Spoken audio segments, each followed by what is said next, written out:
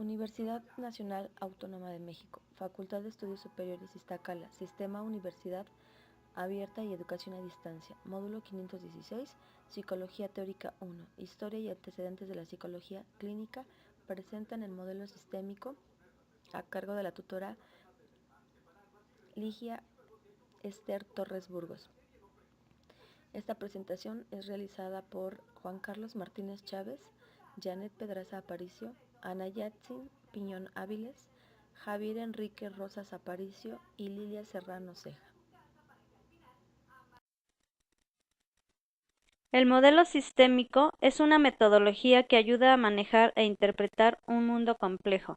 Se centra en las interacciones entre los elementos, modifica grupos de variables simultáneas, conduce a una acción por objetivos y la validación de hechos se realiza por comparación del funcionamiento del modelo con la realidad.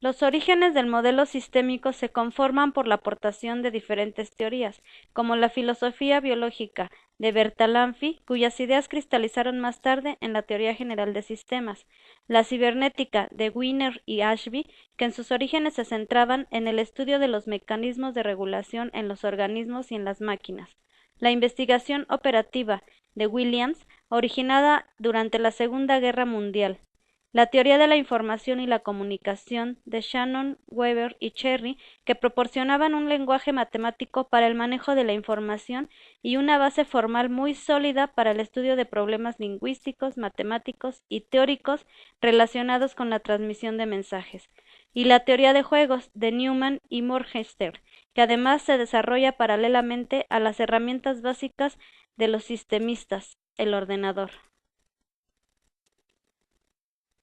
La cibernética. El homeostato simulaba los procesos de aprendizaje en los animales al poder aprender por premio o castigo.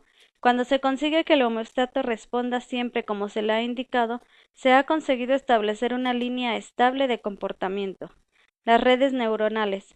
Las ideas desarrolladas para las máquinas se intentan trasladar a la comprensión de los mecanismos cerebrales. Toda sentencia de la lógica de proposiciones se puede expresar con una red de neuronas. En la dinámica de sistemas lo que interesa es su evolución con el tiempo. Se crean modelos para explicar predicciones sobre la población mundial, la evolución de los recursos naturales, la contaminación, calidad de vida, etc. En la teoría general de sistemas se rescata la existencia de una tendencia general hacia la integración en todas las ciencias, tanto naturales como sociales. Esta integración puede centrarse en una teoría general de sistemas. Esta teoría puede ser un medio importante para conseguir una teoría exacta en los campos no físicos de la ciencia. Esta teoría conduce a la unidad de la ciencia, el desarrollo de principios unificadores que integran verticalmente el universo de las ciencias individuales. Todo ello puede conducir a una integración ampliamente necesitada en la educación científica. Algunos logros del modelo sistémico son las importantes aportaciones en muchos campos concretos, la terminología que proporcionaron las bases para la inteligencia artificial y la robótica. La cibernética proporcionó las herramientas básicas de los actuales servomecanismos y estudió por primera vez uno de los conceptos más importantes en el control de máquinas, la realimentación. La dinámica de sistemas se ha convertido en una herramienta importante para simulaciones, no solo en ingeniería, sino en los más diversos campos. En el modelo sistémico, en general, los síntomas son entendidos como expresiones disfuncionales del sistema familiar, de modo que el foco de análisis no recaerá solamente en el paciente que tiene el síntoma o problema, sino que abarcará a todo el sistema.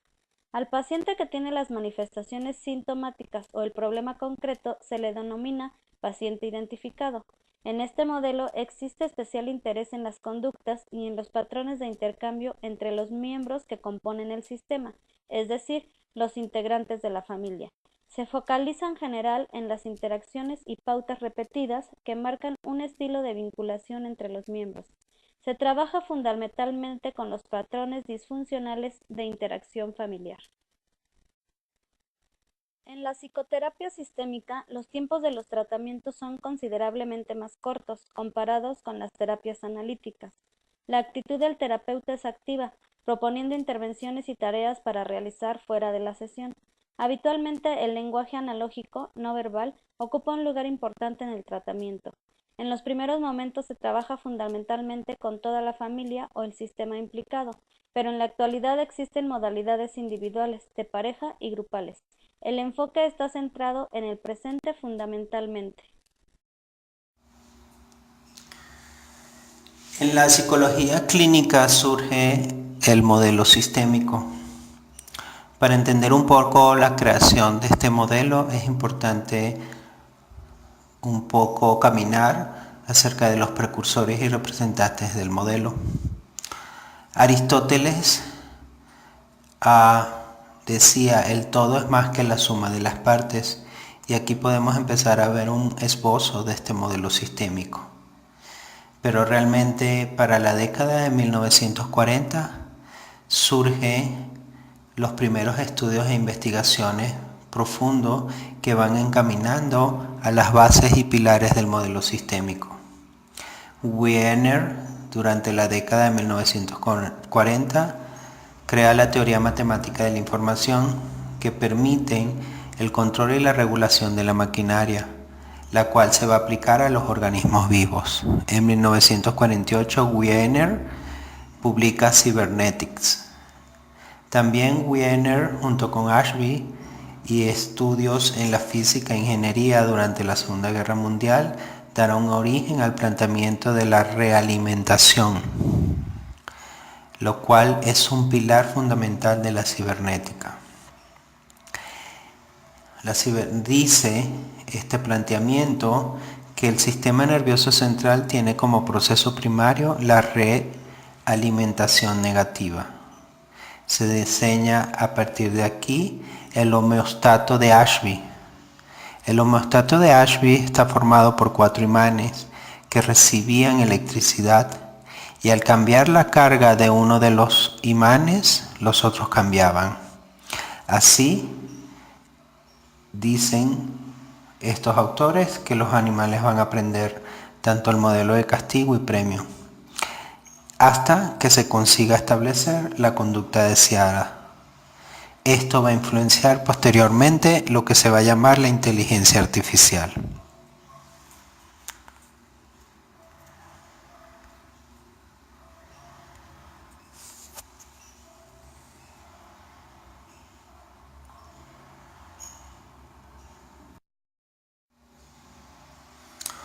Otro precursor y representante importante es McCulloch, quien junto con Pitts publican en 1943 A Logical Calculus of the Immanent in Nervous Activity, donde dicen que la neurona funciona como un todo o nada.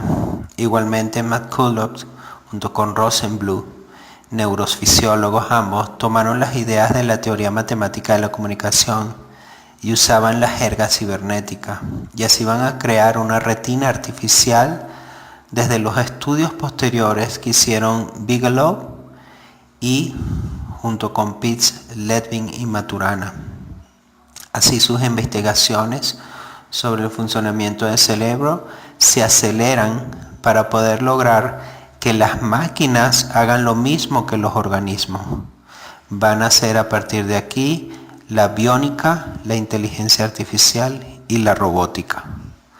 Por otra parte, McCulloch y Pitts para 1950, y a partir de los estudios de los seres vivos, van a hacer aplicaciones en las máquinas.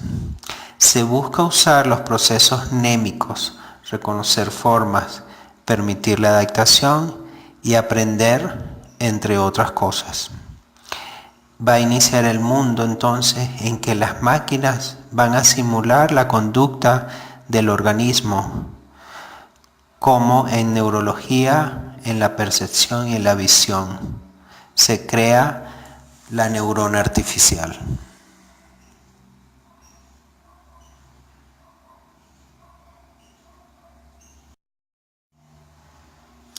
Así siguen las investigaciones durante los años 40, y Weber va a estudiar la complejidad organizada. Crea la teoría de la información y de las comunicaciones junto con Shannon y Sherry. Y ellos se basan en las matemáticas para abordar trastornos del lenguaje, matemáticos y de teorías para transmitir mensaje. En 1948 entonces van a crear la teoría matemática de la comunicación. Para 1949 Hebb crea la regla de Hebb, aportando de que el aprendizaje se logra por correlación, permitiendo entender así las conexiones interneuronales y al intervenirlas se puede causar el proceso de aprendizaje. Todos estos permiten que en 1958 Rosenblatt en sus estudios postule que se puede aprender por medio de los procesos de imitación y logra construir para 1962 el llamado perceptrón Mark I, que permite reconocer formas, y diseñó Rosenblatt una retina artificial por medio de una capa de neuronas que se asocian entre sí. Así, como representante principal y creador de la teoría general de sistemas, tenemos a Bertalan Lanfli. Él realiza investigaciones desde la filosofía biológica. A partir de todas las ideas sobre sistemas en los diversos campos de investigación, crea el marco teórico de la teoría general de sistemas. Él buscaba descubrir las leyes de la subordinación de las partes y los diferentes procesos de los componentes del todo.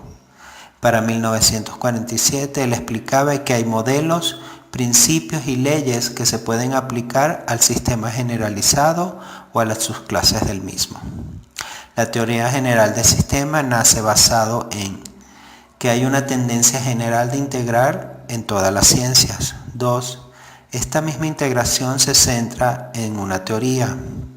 3. Dicha teoría puede ser el camino para el modelo preciso en campos no físicos. 4. La teoría debe lograr la unidad de la ciencia al integrar las ciencias individuales. Y 5. La ciencia requiere la unificación.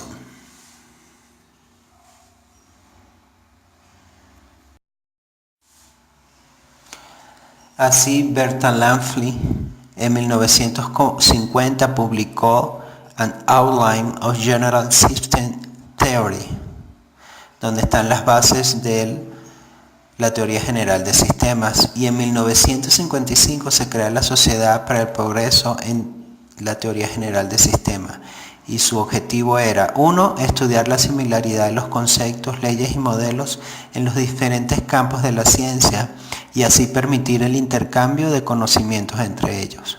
2. Desarrollar modelos teóricos en los diferentes campos que no lo tienen hasta ahora desarrollados. 3. Eliminar la duplicación de esfuerzos en los diferentes campos. Y 4. Unir a las ciencias por medio de la comunicación. Entonces surge una nueva forma de hacer la ciencia. Bertalan Lanfli logra esto en sus investigaciones en diferentes campos como el campo social, el biológico, en la psiquiatría, en la psicología y en la filosofía. Representantes del modelo sistémico. John von Neumann influyó para el desarrollo de la matemática estadística en el año de 1928, donde determina la conducta racional. Interesado en el estudio del ser humano, contribuyó con su teoría de juegos, indicando cómo se puede utilizar la estrategia de cada persona para el logro de sus objetivos. Hace hincapié en el desarrollo coalicional de los jugadores, los cuales logran una conducta cooperante. En el transcurso de su labor colaboró con Monster, logrando unir sus ideas y estudios en su publicación de la teoría de los juegos en 1944. Es decir, que para Neumann el ser humano puede resolver sus problemas por medio de estrategias. Oscar Monster colaboró junto con Neumann, como ya les había indicado. donde coincidían en que la conducta racional del ser humano podría ser estudiada por medio de juegos específicos. La teoría de los juegos y del comportamiento económico en el año de 1944. Su teoría ofrecía dar soluciones a situaciones complicadas que vivía el ser humano, dando una base normativa para que se puedan tomar las mejores decisiones para cualquier objetivo que el ser humano se proponga. Heinz von Foerster. En 1948, Foerster fue un destacado cibernético, contribuyó al nacimiento del modelo sistémico. Indicaba que el lenguaje del ser humano, de manera subconsciente, estructura la manera en que piensa. Es decir, el ser humano comprende los fenómenos que observa en función de sus representaciones mentales. El ser humano se comprende a sí mismo y a los demás por medio del lenguaje, procesos lógicos, descriptivos y explicativos. Paul Watzlawick publicó un libro en 1967 donde articula la práctica clínica de la terapia familiar y la pragmática de comunicación. Contribuyó con la teoría de la comunicación humana.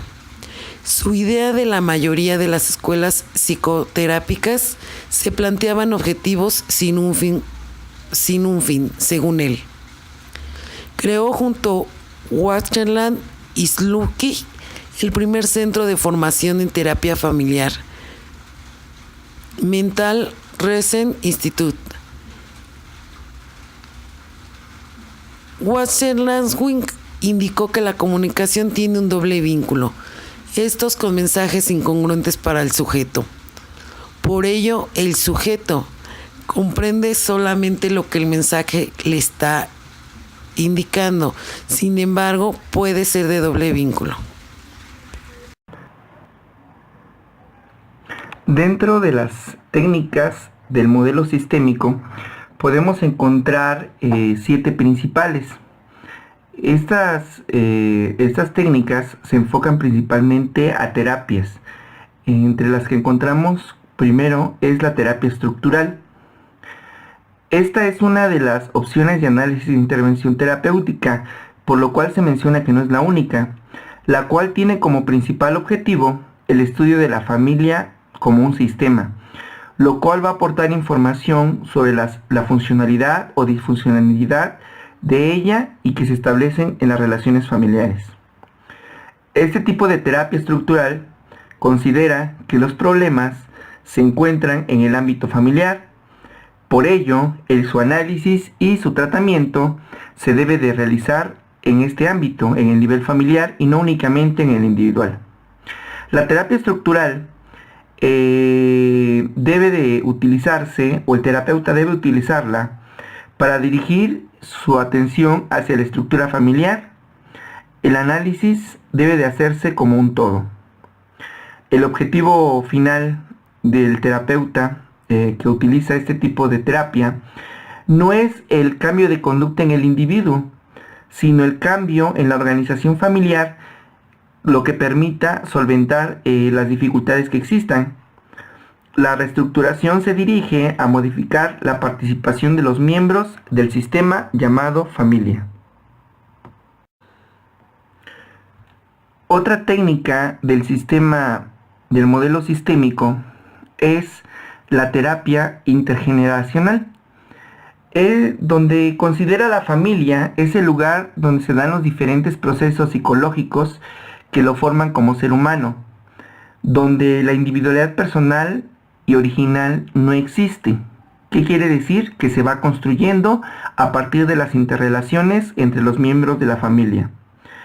Por ello, dice que los seres humanos son constituidos por sus ascendentes familiares, al combinarse diferentes rasgos que los constituyen como familias. Los procesos de estudio se enfocan en diferentes aspectos. Entre ellos se da la imitación dentro del hogar, de la familia. También el comportamiento que se observa tiende a repetirse en situaciones familiares donde ocurren. Un ejemplo de ellos puede ser la violencia, la falta de interés, los problemas de expresión, el nerviosismo. Por ello, se considera que el comportamiento de un individuo que se ejecuta dentro de la familia tiene que ver con lo aprendido dentro de ella. Cualquier conducta que se observe dentro de la sociedad es reflejo de lo que se vive en la familia. Existen diferentes teorías que hablan acerca de este modelo.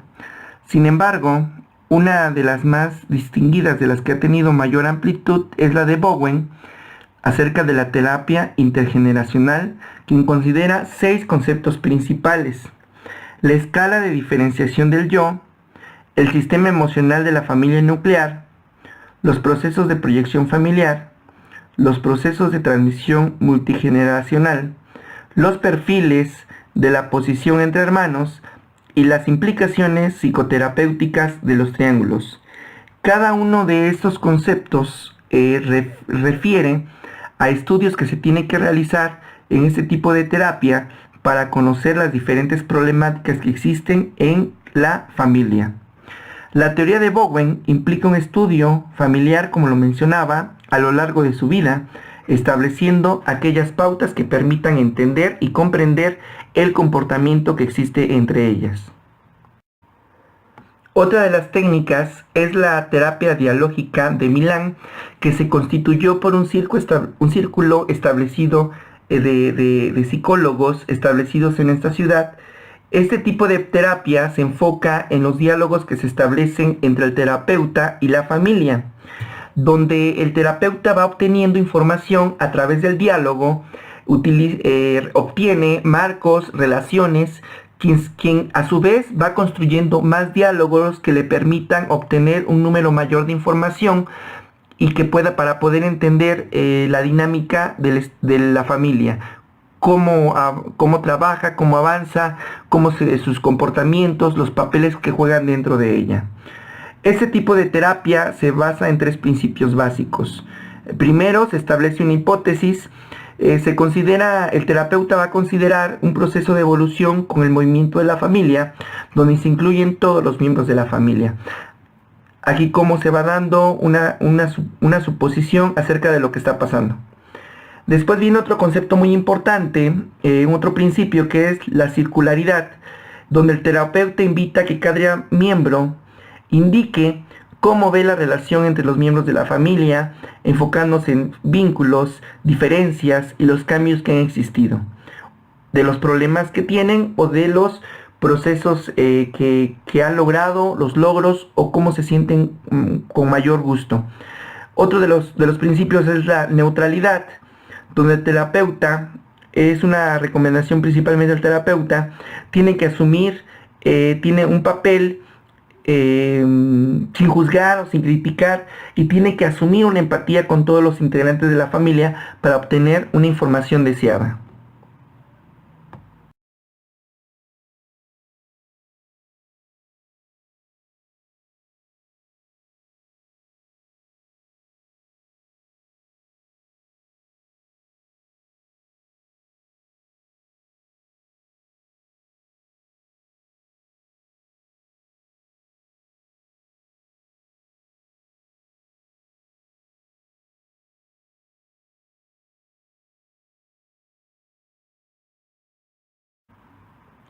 Como una cuarta técnica tenemos a la terapia estratégica, la cual es un modelo propuesto por Jack Haley.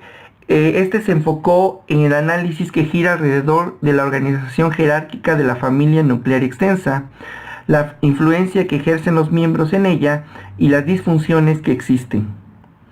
Aquí el terapeuta es el encargado de detectar y diagnosticar los problemas. De ahí, él va a establecer las metas, diseña intervenciones y examina las respuestas que se dan a las mismas. El principal propósito de este tipo de terapia es intervenir directamente en el sistema como si fuera un integrante más. ¿Qué se quiere decir? Que se inmiscuye dentro de la familia para ser un miembro de ella. Las intervenciones terapéuticas de este tipo consisten en diálogos profundos y en el uso de estrategias directivas indirectas, lo cual implica la necesidad que tiene la familia de cambiar mediante la reflexión. Se utiliza la reflexión como medio para que dentro de la familia cambie las funciones o cambien los procesos que están dañando el funcionamiento o el comportamiento de los miembros de la familia.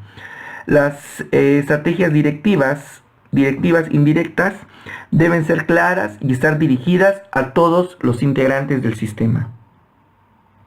Dentro de esta gama de técnicas de intervención nos encontramos con la terapia breve del MRI, el cual es desarrollado por Watzlawick y sus colaboradores. Constituye la base de otros modelos posteriores como la terapia breve estratégica de Nardone y la terapia centrada en soluciones de Schasser y Kimberg. Entre sus principios básicos teóricos se destacan los valores entre los que sobresale la economía, entendida como el mínimo cambio posible para el máximo beneficio, concediendo al terapeuta la responsabilidad en la conducción hacia el cambio deseado por los consultantes, pero con un enorme respeto en lo que se refiere a la consideración de su problema, a las soluciones a materializar y a su cultura o supuestos básicos de la vida. Para el MRI, un problema es la dolencia concreta, es decir, no se trata simplemente de una conducta ordinaria, sino de una conducta indeseada. El problema, así entendido, no tiene un carácter objetivo, sino que su naturaleza viene dada por el significado de cada uno le otorga. El proceso terapéutico del MRI consiste en la definición del problema, el cual requiere la tarea de focalización de las conductas indeseables y su conversación en conductas concretas, observables, evaluables en su evolución y consensuadas entre el cliente y el terapeuta. Posteriormente sigue el diagnóstico del circuito del mantenimiento del problema, en el cual sobresale la importancia de poner en contexto el problema, explorando las creencias o visiones que se tienen del mismo y como consecuencia las acciones derivadas de ellas, que están retroalimentando el círculo vicioso del mantenimiento. Asimismo está la intervención específica de la terapia. El objetivo es modificar el circuito del mantenimiento del problema y se señalan para este propósito dos caminos: bloquearlo u ofrecer conductas alternativas como soluciones más adecuadas al problema.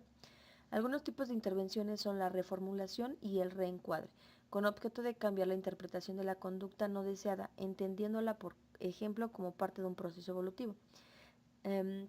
Otro tipo de intervención son las sugerencias de conductas alternativas a las disfuncionales sin transmitir un carácter impositivo, y finalmente las prescripciones directas para ser obedecidas y las prescripciones paradojales para provocar su no cumplimiento, poniendo énfasis en las desventajas del cambio y explicando por qué no conviene, pero al mismo tiempo y en otro nivel dando una explicación sobre la ventaja del cambio.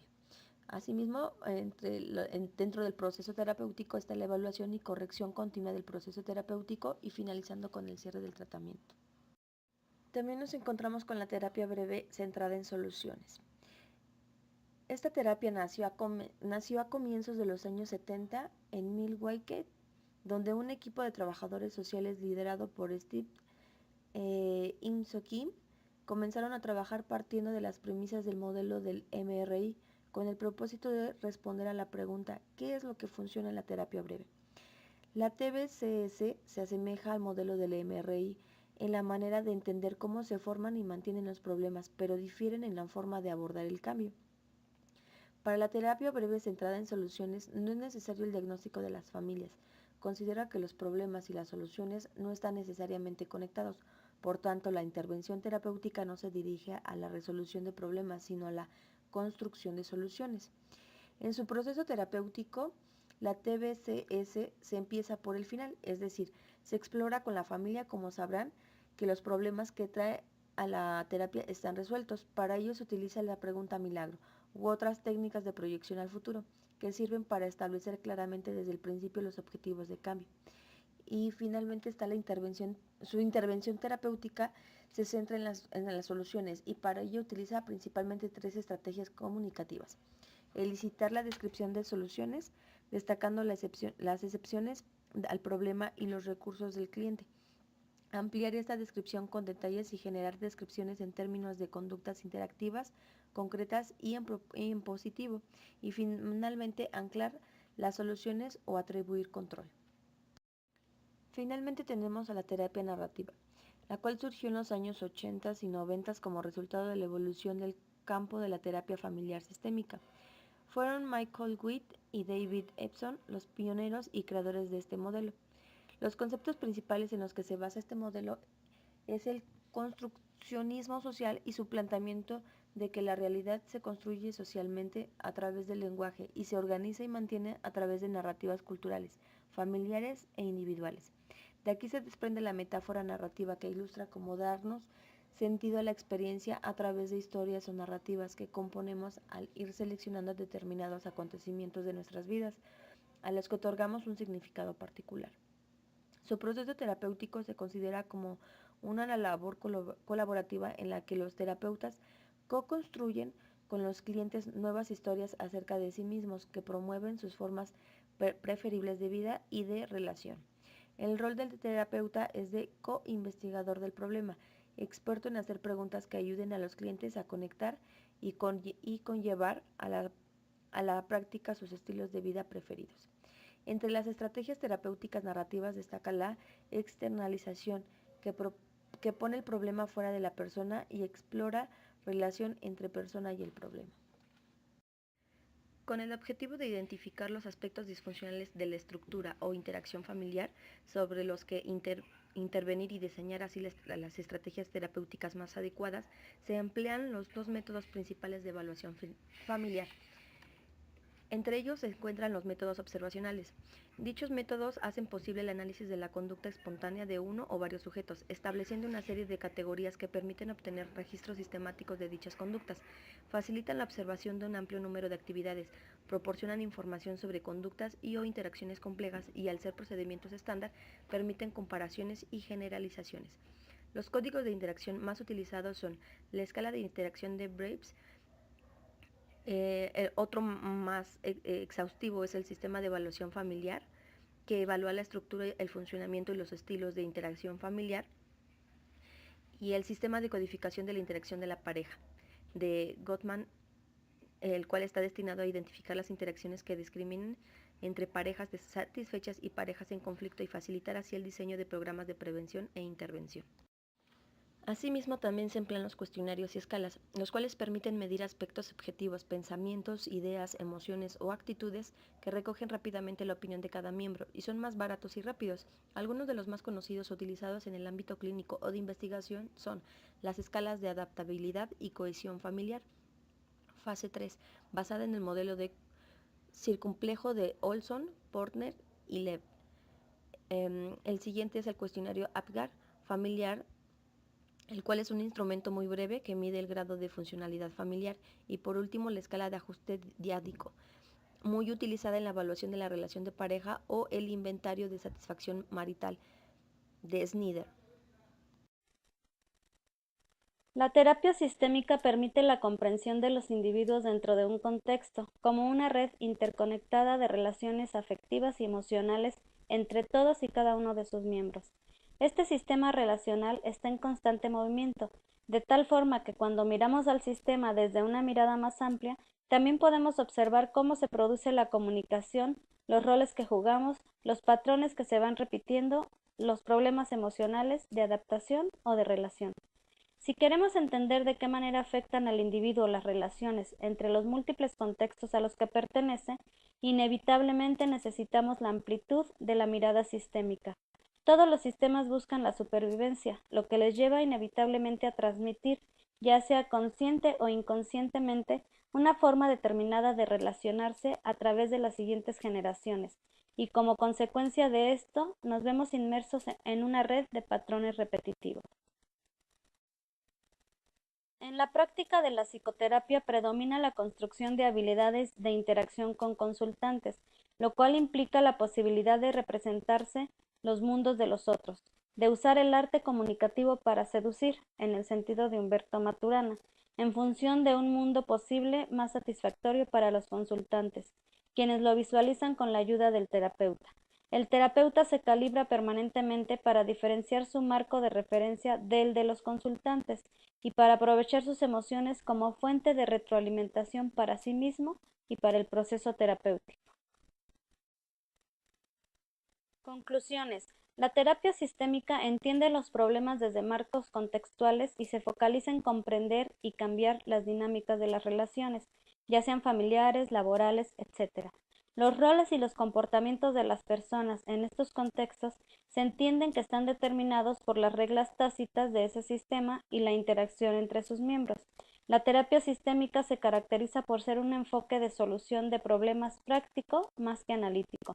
Se centra en identificar los patrones disfuncionales dentro del comportamiento del grupo de personas, para así redirigir esos patrones de comportamiento directamente.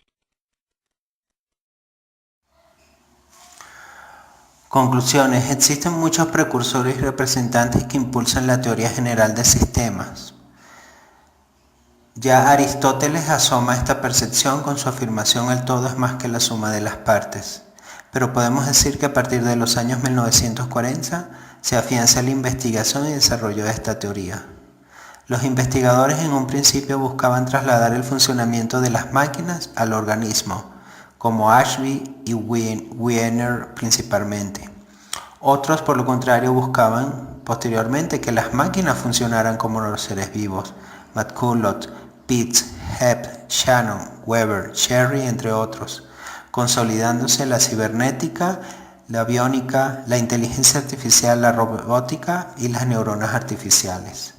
Sin embargo, Bertalanffy se considera como el padre de la teoría general del sistema y a partir de 1950 publica las bases de la misma, buscando unificar conceptos, leyes y teorías de diferentes campos para lograr la integración de las ciencias en una misma teoría gracias a la comunicación entre ellas. Conclusiones. El modelo sistémico en nuestros días continúa aportando en demasía a la solución de problemas y en la toma de decisiones, generando nuevas conductas en el ser humano. Su contribución en la psicología ha sido determinante para su empleo de forma grupal, familiar, no solo de manera individual. De igual manera, la teoría del juego logró un gran desarrollo para los profesionales de la psicología, quienes pueden apoyarse para tener un resultado óptimo en sus intervenciones.